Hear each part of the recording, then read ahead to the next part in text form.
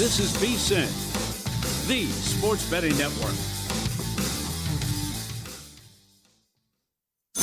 This is Money Moves on VSiN, the sports betting network.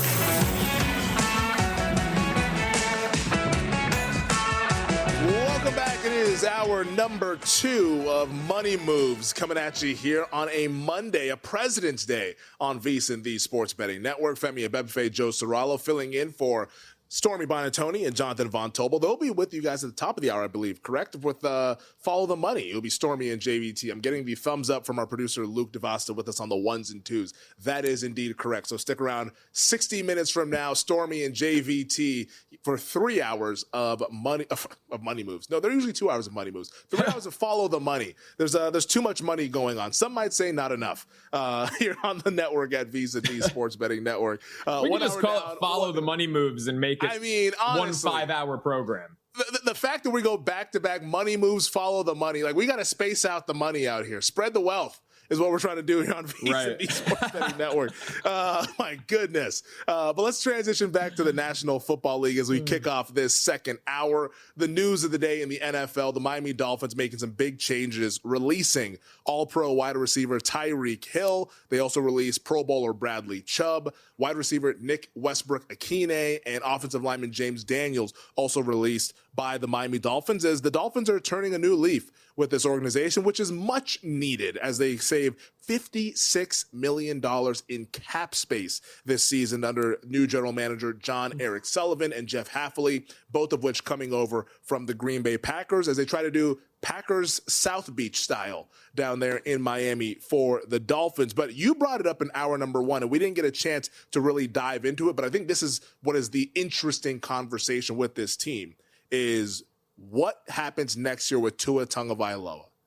They want to trade him, according to NFL insider Jordan Schultz. We all know they want to trade him, but you need a trade partner. You need someone to also be willing to accept a trade. And Tua's contract, I'm not sure who's like running and pushing people out of the way to try to trade for that contract. So my guess is that we're likely going to see Tua Tagovailoa get released at some point between now and the start of the new league year.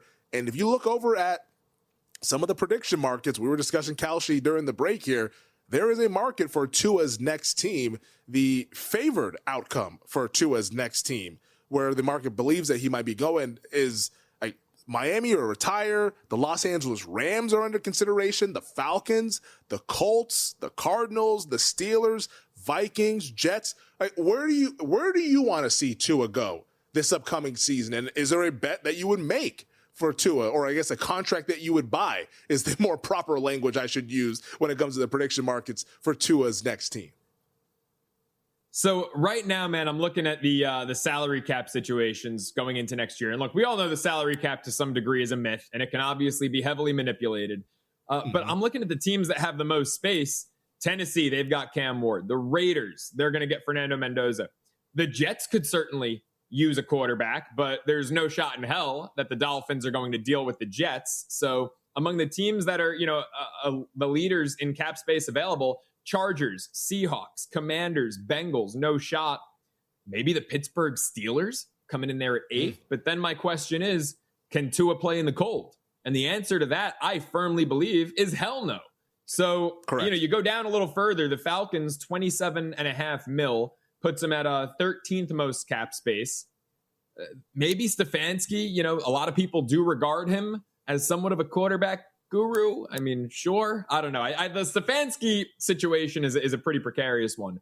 But if Stefanski sees something that he loves, and you've got Penix rehabbing and Kirk Cousins was just cut, maybe there's something there. Also, the Arizona Cardinals. I mean, what's their quarterback situation going to be like? I've heard people talk about Tua going to Arizona, but then they would have to send Kyler somewhere. Do they swap and say, go be free and have a fresh start to each of the guys that they drafted?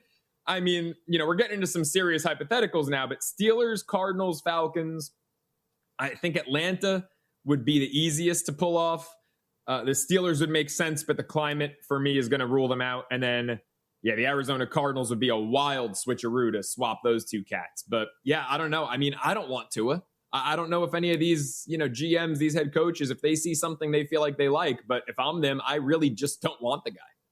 Yeah, I don't know how you trade for him. And of course, during trades, like sometimes like the team could eat a lot of the salary and you can make it a little bit more palatable for the team that you are sending him to. But I don't even know if Miami would want to be eating more of the salary because they just want to, I think, like a fresh start here on Tua. Yeah. I don't know how you trade for him because it would mean giving up assets, bringing on that contract, probably having to restructure it. For a guy who, you mentioned it, the cold weather, we already have a bunch of games and evidence showing that he doesn't play well in those kinds of elements. And then two, and most importantly, the concussions. Is he going to be durable? Is he going to be a guy that could be your starting quarterback? I don't think he can. I think Tua's days as, hey, like this is our starting quarterback, it's done.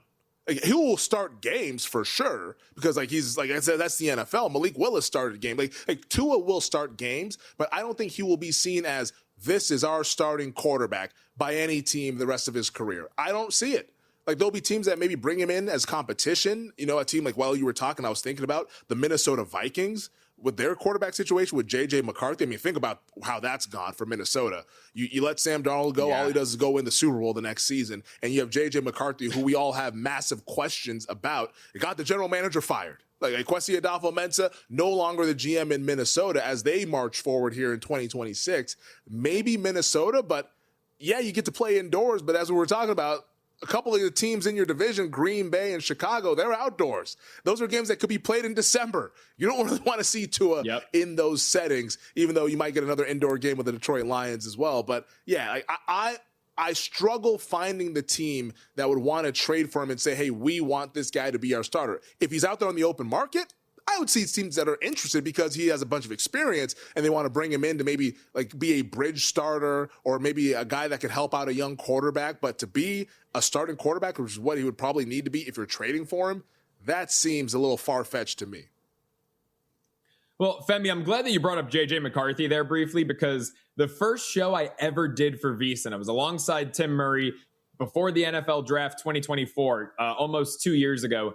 And I said that J.J. McCarthy was essentially Zach Wilson with a higher IQ. Ooh. I mean, so right now what we've seen out of J.J. is exactly that. The guy's got bust written all over him. Wine. I don't want to hear it's early on the J.J. stuff, man. I mean, I think this guy is a Bustaroni pizza coming at you.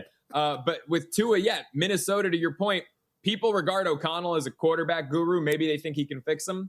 The climate there with who they're going to be taking on, I don't like. And also, I'm not as high, as we've seen with the J.J. McCarthy stuff, on O'Connell as the QB guru everyone wants to call him. I said it with Sam Darnold. I think it was more influential for Sam Darnold his 1 year as a backup in San Francisco than his 1 year with O'Connell in Minnesota. The real QB guru is Kyle Shanahan over Kevin O'Connell.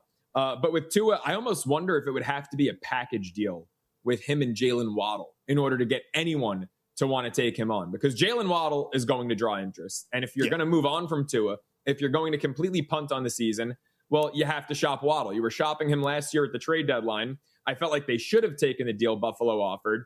Neither side bit ultimately. But if you can package Tua and Waddle, and that's a way if you're Miami to save money and have another team take on some money, maybe you don't get the lucrative return that you would hope for, but if it comes down to dollars and cents and gives you that fresh start, maybe you package them together and see if you have any suitors. Wow, Joe out here just putting KOC in the dirt, man. I mean, this is a coach of the year. I'm not a believer. Coach of the year 2 years ago. He's a Sam Darnold merchant.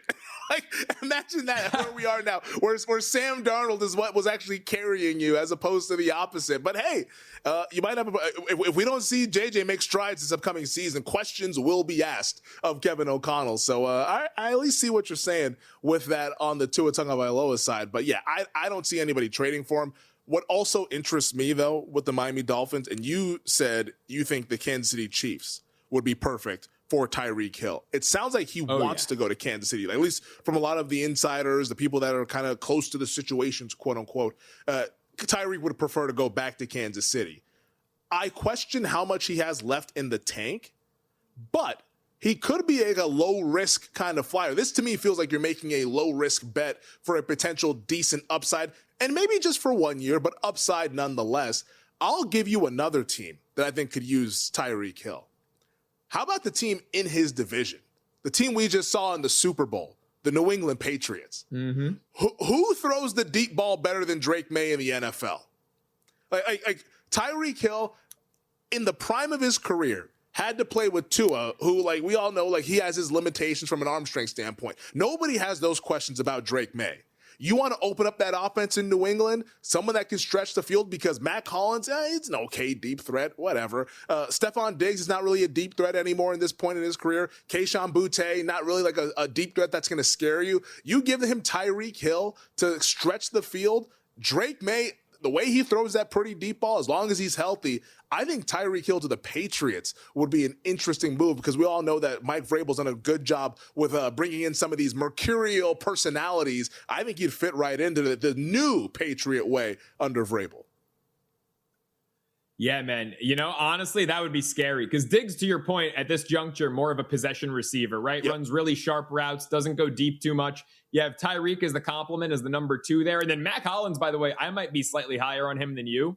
But if he's your number 3, all of a sudden, that offense could really be humming. I love Matt Collins if he's a number 3 alongside Diggs and Hill. It's a great point.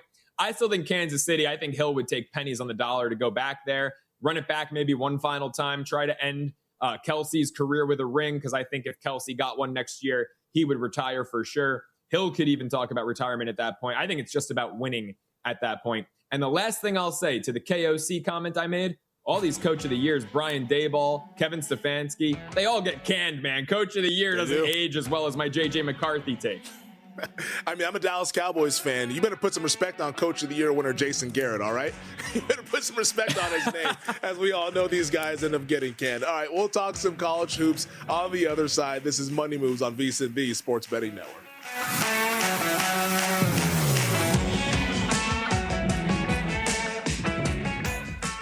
So you're listening to this podcast because you want an edge. But what if I told you you're only halfway there? You've got the mindset. Now it's time to get the toolkit to match. Here's the thing.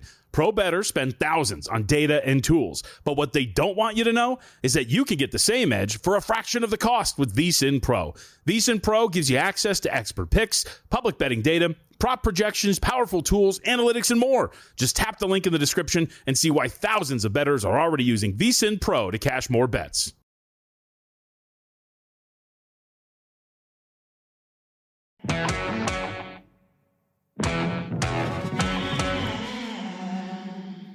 You're watching Money Moves here on VSiN, the Sports Betting Network.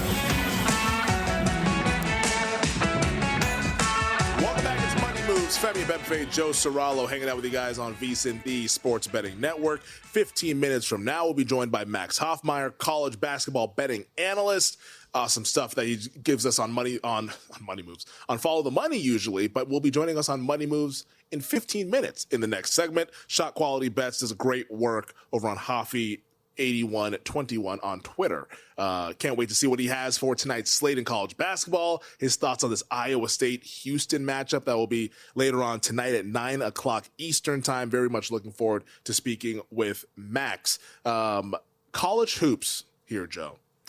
We have a new AP Top 25 after the shakeup of last week. We saw Arizona, previously number 1, losing to Kansas, and then they lose at home in overtime to Texas Tech Saturday night. Well, the new number 1 is the Michigan Wolverines, as they are the number 1 ranked team in the country for the first time since January of 2013, more than a decade, where Michigan is now the number 1 team in college basketball. And they got a big week ahead with the game coming up tomorrow against Purdue. And then, of course, Saturday, what might be the game of the year in college basketball, Michigan taking on Duke in Washington, D.C. Thoughts on this Michigan team? I love Michigan. I can't get enough.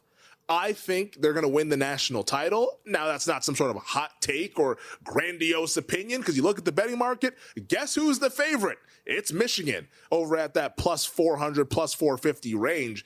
I just love this team because they're big, they run, they defend, and they got some big-time players, and they're old as well. They've checked all the boxes with a coach who's really good. All he did was take Florida Atlantic to a Final Four. So I love this Michigan team. I think they're going to be cutting down the nets in the first Monday of April coming up here in about 6 weeks.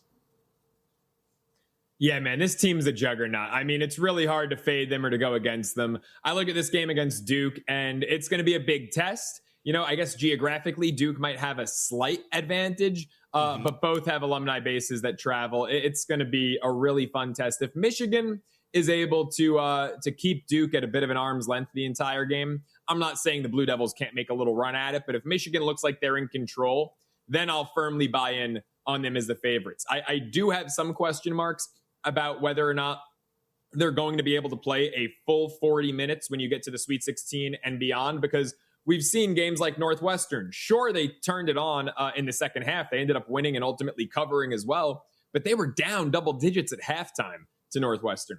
The Michigan State game, they won and they covered. It was a 12-point win, but they were up 20 at halftime. Michigan State took a lead with about 10 minutes to go. So Michigan gets caught every now and then playing with their food, but you mentioned the composition of their roster. I love the experience. I love the front court. They've got, their guards complement their bigs beautifully. They remind me a lot of Florida.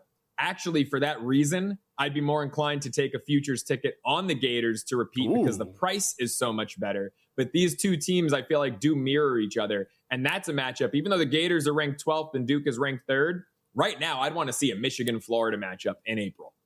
I would love to. I mean, from an entertainment standpoint, I'd love to see that matchup. But from hey, I need to protect my Michigan ticket, I would rather than not play right. Florida. I don't want Florida in Michigan's bracket. Don't put Iowa State in their bracket. Let's give it the Wolverines an easy path to a Final Four, and we'll see who's waiting on the other side once we get to the national semifinals and hopefully a national title game. But why I think it's so interesting, though, to talk about futures today in particular is because we have a monster week in college basketball ahead of us. We mentioned it. Michigan's playing Purdue tomorrow. They're playing Duke on Saturday. Tonight is Houston, Iowa State. Saturday, we also get Arizona and Houston. This is going to be a very pivotal week once we start to look at who's going to be the 1 seeds, the 2 seeds. I mean, tonight's game right now, I was looking at Joe Lunardi's bracketology earlier this morning as getting ready for the show. Houston right now is the number 5 team. Iowa State he has as the number 8. So those two teams are on the 2 line. But if Houston wins tonight on the road at Hilton, they're probably going to bump a UConn off of that number 1 line, and Houston would be on the 1 line. So this is a week where I think if you haven't gotten invested in the futures market in college basketball, which is understandable, we've all been watching football for the last 6 months or so. If you haven't gotten invested, this would be the time to get invested if you have opinions on tonight's games and definitely the games this upcoming weekend when we have a potentially preview of a Final Four coming up this Saturday. Yeah, I couldn't agree more. I mean, this is absolutely the time. Look, I mentioned it with Florida right now. That's my futures ticket in pocket. I first brought this up on Money Moves last Thursday with Ben Stevens. It was 16-1. Then they have a great win over Kentucky, and it only comes down $1. 15-1, I think, is entirely bettable for a team that is head and shoulders above, it seems, the rest of its SEC competition this year. By the way, Femi, are young coaches in right now? Is that a thing? You mentioned Michigan with Coach May, Florida with Todd Golden, who's one of the youngest coaches in the country, especially at a power conference school. I mean, Mike McDonald and Vrabel was just your Super Bowl. I think young coaches are in right now all across sports, and I love it. Maybe it's because they're more willing to adapt and adjust and get with the times. Obviously, this ever-changing landscape in college basketball with NIL and whatnot. But I really like what we're seeing with young coaches across the country. And maybe they're also just better motivators. Maybe they're more in touch. I think that this Gators team, you want to talk about motivation? They had those that gauntlet of a stretch in their non-conference schedule. Arizona playing them out in Vegas, UConn at Madison Square Garden, and Duke in a true road game. They go 0-3 in all 3 of those games, and now conference play rolls around, and they're a well-oiled, fine-tuned machine. That's what I look for. The teams that have some adversity early and can overcome it. I don't know if Michigan's had that adversity yet, not to rain on your parade, but that worries me. A team like Duke, I'm not touching because I don't think they've had anywhere near enough adversity in that really light ACC. But maybe a Houston, an Iowa State, a Florida, and then Michigan just on talent alone. I mean, those are 4 teams I love down the stretch. I mean, why have adversity when you can just beat Gonzaga by 40 points on a neutral, right? Why have adversity? If you can beat Auburn by 50 points, it's and to your point, yes, they have not had the adversity, but hey, maybe it also speaks to their team quality that they're just that good, despite having lost to Wisconsin at home back in January. Which, I mean, that's not the worst loss. Wisconsin's pretty good in terms of. Hold on, can we talk about Wisconsin? Yeah, let's do it. I mean, where's Wisconsin on this odds board? Because this is a Badgers team that I just laid an egg with Michigan State against Wisconsin the other night because I said, defense travels. God forbid I try to give some good college hoops analysis and then Michigan State leaves their defense in East Lansing. I mean, Wisconsin worked Sparty wire to wire. Unlike Michigan, actually, where Sparty had that roaring comeback, the Badgers just never let Michigan State get in that game. I mean, can we throw up a graphic? Where's Wisconsin on this futures board? Because at the very least, I think you could get some good. I mean, what are we doing here? I think at the very least, you're getting good hedge opportunities if you take a number like that. I'm not saying that they're going to win a national title, but 100-1 for a team that has beaten Michigan on the road, that has given the business to Sparty in a nationally televised Friday night game where they were really the only show on in town and everyone was tuning in. Mm-hmm. This Badgers team, I talk about coaches, the young coaches, right, being more with the times and being willing to adapt and adjust. Wisconsin, Femi, our whole lives has been a slow half-court team, bottom in the nation in pace, right? Occasional 3-and-D type style. This year, they're run and gun. They have adapted, they have adjusted, they have altered their game plan, and it's proving beneficial. They've got incredible wins. They've got a hell of a resume. I think 100-1. I mean, I look at these teams that they're with. Give me Wisconsin over Tennessee. Give me Wisconsin over Alabama. Give me Wisconsin over North Carolina. Give me Wisconsin over BYU. Come on. How about some respect for the damn Badgers? Yeah, look, okay, I see. Now, my pushback would be it's up and down. I mean, you beat Michigan, you lose to USC at home. That's where we're at with Wisconsin. So it might be a little bit of Jekyll and Hyde. Now, last week, as impressive as it gets, you beat Michigan State. They beat Illinois in Champaign last Tuesday. So those are really good wins. But can we get some consistency? Now they have the next 5 weeks or so to prove that they can be consistent. But that's why I think the betting market's a little bit slow on crowning Wisconsin and putting them in like that 50-1, 40-1 range. That's why they're hanging back at 100-1 because they played a tough conference, but they also have shown us they could also lose to some of the worst teams as well. They're not going to be a team that I think is like super consistent. At least they haven't proven that they're super consistent. I will say this though, to go back to your point of the young coaches. There are folks right now listening in Bloomington, Indiana, who are saying Curt Cignetti is still an OG. Curt Cignetti is still old school. He's on status. Curt Cignetti,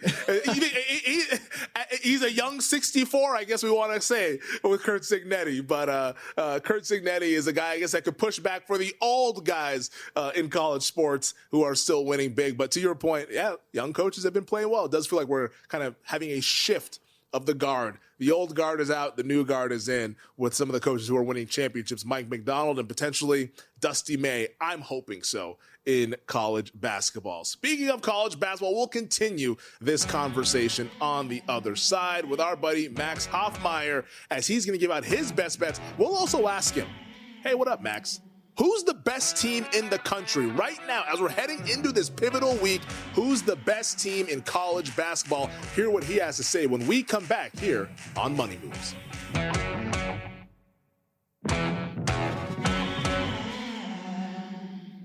You're watching Money Moves here on VSiN, the Sports Betting Network. Welcome back. This is Money Moves on VSiN, the Sports Betting Network. Femi, Abebefe, Joe Ceraulo hanging out with you guys on this Monday. Before we continue forward, want to let folks know that there's a chance that they can get ready to win a larger-than-life package with the World Soccer Championship experience only here at the Circa Resort and Casino. One lucky winner scores a 2-night stay at Circa, a VIP cabana for the games at Stadium Swim with $500 in credit, plus $250 in food and beverage. Is that something you might be interested in? How about this? Enter now and kick off the World Soccer Championship at Circa Resort and Casino. For giveaway details, visit circalasvegas.com. That's one hell of a deal. And maybe you'll run into me as well out here in the summer watching the World Soccer Championship now that the promo is over, otherwise known as the World Cup. This is Money Moves, like I mentioned. Femi Befe, Love that Ceraulo. disclaimer.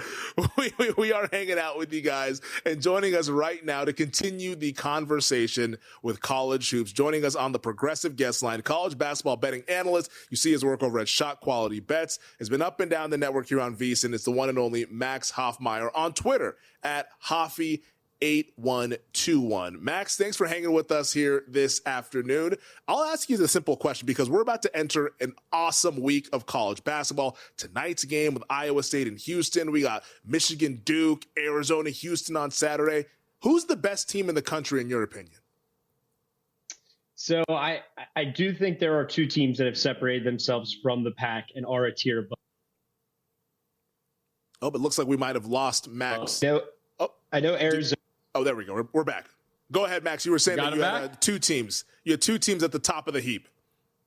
Okay, looks like Max is frozen here. We're going to go ahead and work out his connection issues there right now. He was teeing it up for us, Joe, that he's got two teams on the top. I feel like Michigan for sure has to be one of those teams. He mentioned something about Arizona, but Arizona coming off of a difficult week here. Yeah, I mean, look, that was a hell of a tease, first off. I can't wait to get Max back on here to finish his thoughts. I don't know. Look, I don't want to speak for him. It did feel like he was going to throw in a but with Arizona, with the consecutive losses. Right now, Michigan and Houston would be my answer to that question. And you know how much I love Florida, and value-wise, 15-1, I believe, is mispriced. I'm in on the Gators in that futures market. But this Houston team, like I said, and maybe this actually disproves what I was saying about young coaches, because Kelvin Sampson, forget UNC status, he's OG status, right? I mean, his team has adapted and adjusted, right? Houston was always a defensive first team. The shots come usually at the rim, but they're not a great shooting team. This Cougars team can shoot, and the defense hasn't lost a step. So right now I'm saying Michigan and Houston probably top two teams in the country. Isn't it funny that like neither of us likes Arizona? And I'm saying this, I'm not Johnny come lately. I have been saying this about Arizona prior to their loss to Kansas. I don't trust Tommy Lloyd. I really don't. I've seen him have really good teams, talented teams, and they have fallen short of expectations. I will not be there with this Arizona team. For those of you who will, I wish you the best of luck, unless they play Michigan or Iowa State. Then I do not wish you any luck because I have bet those teams win the national title. So I'm not there with Arizona. Duke, that's the one I want to think some more about because I think they can win the national title. But we will get Max's thoughts as he was teasing us before we lost connection with him. Max, you were saying there's two teams that you feel like are head and shoulders above, or maybe just a little bit above the rest of the country. Who are those teams and why?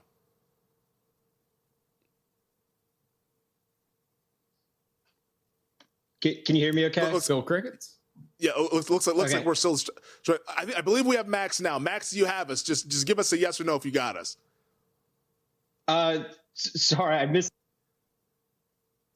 I mean, looks like we're having some connections issues with Max there, as he was apologizing. Yeah, I might have to hit the phones on this one. I mean, if just have Max text you the teams that he liked that were the best teams in the country here. But it's unfortunate. That's tech difficulties. Sometimes that's how it goes. But as we always say in this business, the show must go on, Joe. It really must. So you like absolutely.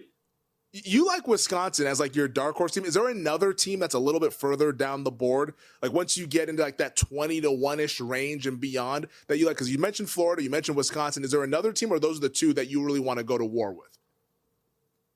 Well, Florida is, to me, the value is just absurd. Like I think Florida should be priced shorter than UConn. For a team that's ranked 12th, I think they should be the fifth shot on the board right now. They've got the experience. They've got the been there, done that mentality, the been there, done that coach. Front court, their forwards and their big man, Ruben Chinyelu, right? These guys were all on the team last year. Condon and Chinyelu were starters. Thomas Houck was their sixth man turned superstar. The backcourt, they executed beautifully through the transfer portal. So Florida's got all the makings of a team that could totally repeat. You want value? Wisconsin sitting there at 100-1, I think is value that'll provide at least some hedging opportunities.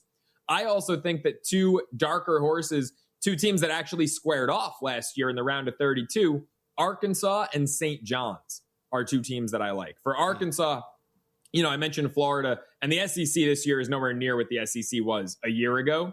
But there's Florida, and then there's Arkansas, and then draw the line, and there's everyone else. I think that the Razorbacks and Coach Cal's squad are absolutely phenomenal. Better team than they were a year ago. And 45-1, I think this is a Razorback squad that can do some damage. And then with St. John's, this team is really interesting because they just ran into a tough draw with the Razorbacks. Patino versus Calipari. I mean, the committee knew what they were doing setting that up in the round of 32 last year. I believe last year's St. John's team was actually more talented than this year's squad, but this squad, I think, is better positioned to make a run. I don't believe they're going to melt when they face adversity. And, you look at their non-conference schedule. I spoke about this with the Gators. The Johnnies had a really tough non-conference schedule. And a lot of those games, Iowa State, I have no issue with that 1-point loss. They could have easily won that game. The Cyclones are a team, it seems we all think, can win it all. They blew the games, we got to call it what it is, to Auburn and Kentucky. They had big leads in each of those, and they just flat out blew them. They've learned from that. They've been a juggernaut in Big East Conference play. They took care of UConn wire to wire at MSG just a few days ago. I think the Johnnies' best basketball is ahead of them. And while this team might not be as talented, if you go by, individual guy per individual guy as last year's squad, I think that they are better positioned to make a run in March.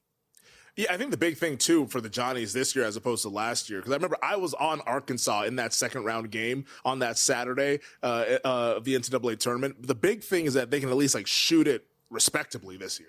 Last year, I mean, you could have left them in a gym wide open. I'm not sure they would have gotten to 100 points if they were wide open. Just they could not shoot the ball whatsoever. You can't play like that in today's basketball, whether it's college or the NBA. You need players who can actually shoot. So I at least would be more open to the Johnnies this year as opposed to last year where I was completely out on them, despite it being a fun kind of resurgence and Rick Pitino and the Garden and the Big East tournament, and et cetera, et cetera. I was not biting that apple one bit a season ago. A team we have not brought up, which I think is so interesting, two of them actually, both of them in the Big 12. The first one, Kansas. What are you doing with Kansas? I think that question is going to come up more than any other question in college basketball over the next 5 weeks. What should we do with Kansas from a betting standpoint when they have probably the number one overall pick in Darren Peterson, but we just don't know on a night-to-night basis how much will he be playing. The Jayhawks right now 25-1 over at DraftKings. He played against Iowa State on Saturday, wasn't the best, didn't really look like himself. He was coming off of the flu-like symptoms, which caused him to miss the win over Arizona at the Fog a week ago, but I don't know what you're supposed to do with this Kansas team when it looks like it's a little herky-jerky with their best player. My big issue with Kansas is I just don't love them away from the Fog. I look at teams that I want to make a run or I want to take in my bracket come March, and Houston being 5-1 in true road games, 10-1 away from their home arena. That is a green flag, right? That's what we said in the dating apps, green flag or red flag. Houston, green flag. Kansas being 4-4 in true road games, that is a red flag. With Peterson, it's like he's like a box of chocolates. You never know what you're going to get with him. Is he going to play? I feel like he's on an NBA load management schedule here. We never know if he's going to play, what version you're going to get. I obviously, if he's able to go out there, Bill Self's going to utilize him to the max come the Big 12 tournament and come March Madness.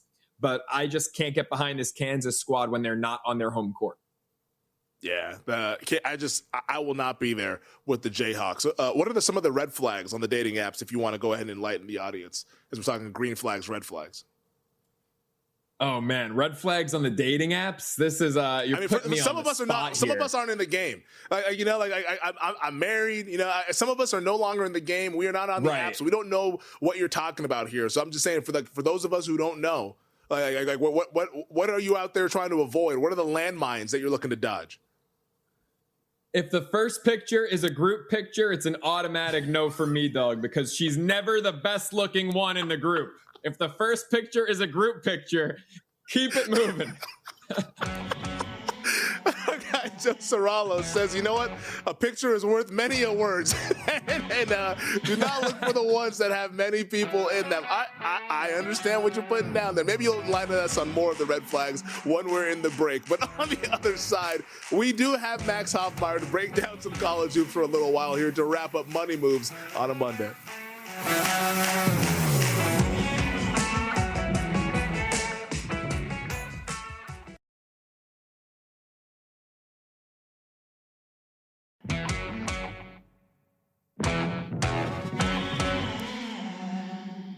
You're watching Money Moves here on VSiN, the Sports Betting Network.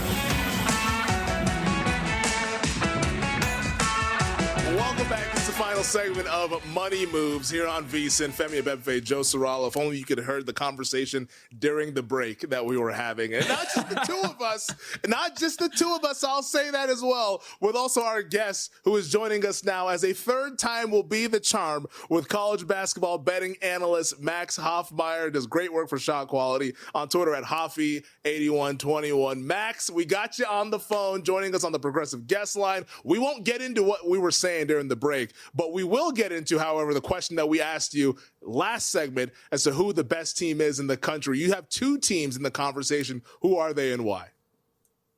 Yes, I think the obvious one is Michigan. That's the one you guys kind of agreed with. I do like Joe's replacement, having Houston in there as well, especially because, like you mentioned, that Houston team, we know they are always going to defend. That's their bread and butter. But, you know, their offense has really been impressive this year. Adding Kingston Flemings, as that freshman for a team that returned a bunch from last year already. So, you know, we've seen this Houston offense, at a level that maybe we haven't seen yet.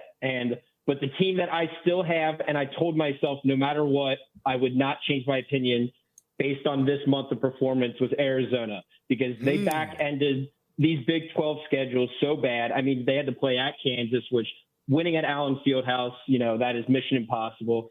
They just played Texas Tech and lost, and Texas Tech has already beat Duke and Houston as well. So I told myself, it's post-football season. They wanted a bunch of Big 12 matchups like that matchup tonight. So don't freak out. Don't overreact. I'm still going to trust Arizona as that number 2.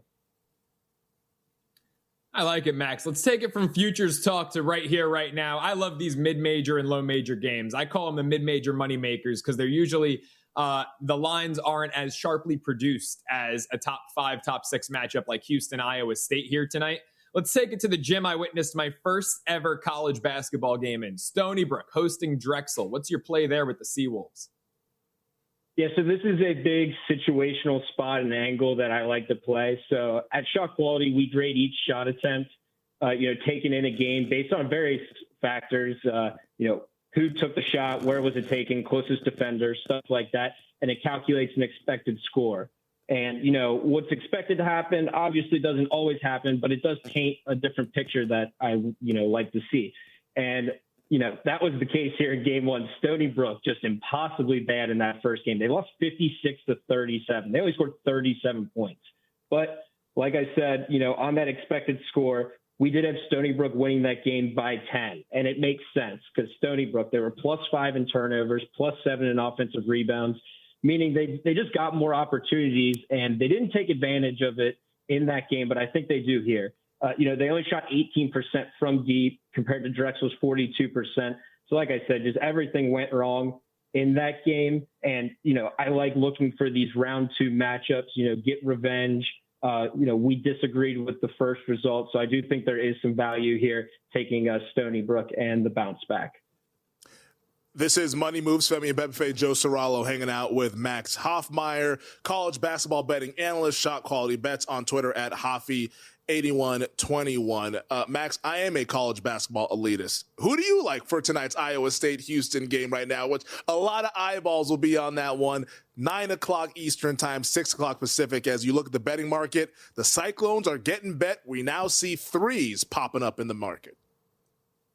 Wow. Yeah, wow. I didn't know about that moving to 3. That is certainly a significant move. And especially, in a game like this, that's going to take a lot of action. Those moves are going to be, sharper than most. But a massive Big 12 matchup in games like this should be the norm going forward. Because like I said, they back-ended a bunch of these schedules. And, we got Houston not only playing this one, but, getting ready to face Arizona in the next one. So it's going to be a lot of fun as we wrap up the regular season. These teams are very similar in the fact that they try to punish you in similar fashions here. And what I mean by that is, Houston, they want to force turnovers, 5th in the country. Iowa State, same deal, 6th in turnovers forced. Houston, they want to grab offensive rebounds, get those extra possessions, 19th offensive rebound rate. Iowa State just as good at 15th. So we have, some strength on strength. But if Iowa State wants to win this game, they're going to have to hit those 3s here at home. Texas Tech, only team to beat Houston so far in conference play. They ended up shooting about 41% from deep in that one.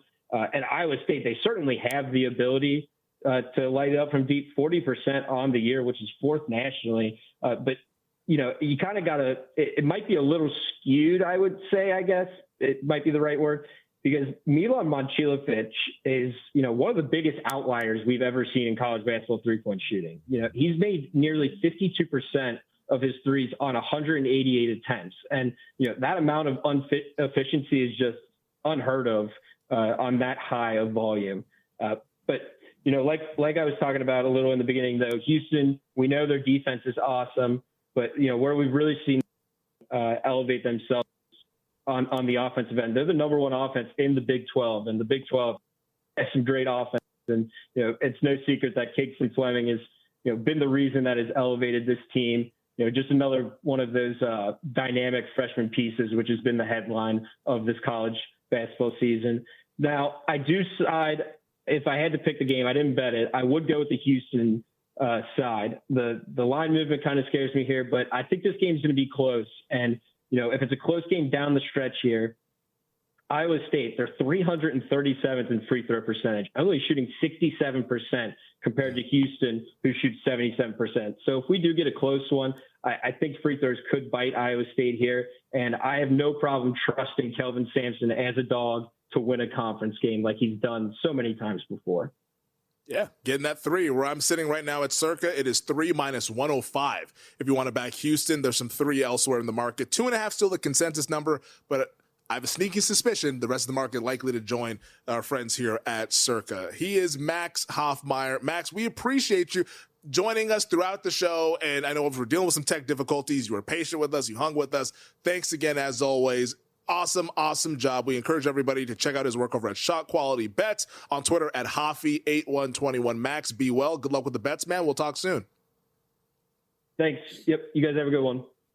That is Max Hofmeyer joining us on the Progressive Guest Line. But also, if you like bets, you probably like a lot of value. Here's this value that you should also take advantage of in your actual life. If you're filling up your tank anyway, you might as well get paid for it. With the free Upside app, you can earn real cash back every time you buy gas. Just download the app from the App Store or Google Play. Check nearby offers and start earning immediately. Use promo code SPORTS and get an extra 25 cents back per gallon on your first fill up. Drivers are earning $200 to $300 a year. Can you believe that? Just from normal gas purchases. It's easy to use. Take just seconds at the pump, and you can cash out anytime straight to your bank account or e-gift cards like Amazon. Download the free Upside app today and use promo code SPORTS for your 25 cent per gallon bonus. Offers vary by user and location. See upside.com for terms and conditions. Good stuff there from Max. He likes Arizona, but he would also lean to the Houston side for tonight's game. We got a couple of minutes left, Joe. Let's get into our bets for tonight. I know you have a few that you would like to share with our folks. What do you like tonight in Houston, Iowa State, as well as the rest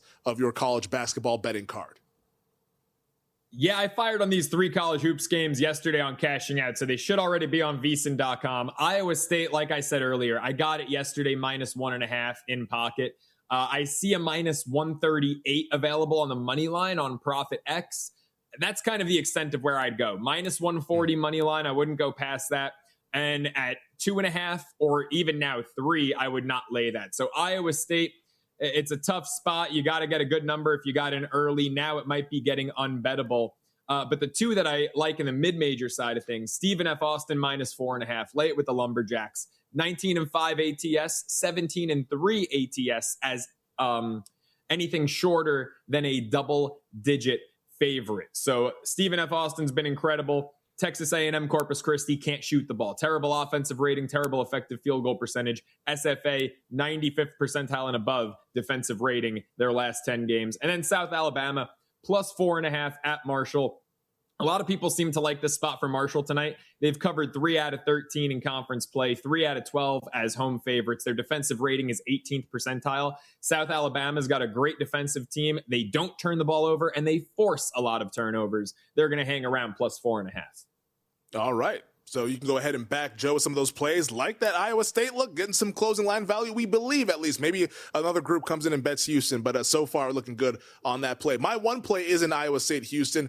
I'm going to play the contrarian over in this game. I bet over 134.5. This got as high as 135.5 earlier today. Now there's as low as 132.5. So right now I'm on the wrong side of the disagreement in the betting market with this game, but I like the physicality. I think we may be getting to the double bonus with both of these teams. We get a barn burner at Hilton, and that bad boy is going over. So I'm rooting for points, and hopefully Iowa State gets you to the window, and we can go ahead and make some moolah here on Money Moves. But on the other side, stay tuned for Follow the Money with Stormy Bonatoni and Jonathan Von Tobel at 4 p.m. Eastern, followed by VSiN Primetime with Tim Murray and Will Hill at 7 Eastern, and Cashing Out with Scott Seidenberg. We call that a lineup here at the Sports Betting Network.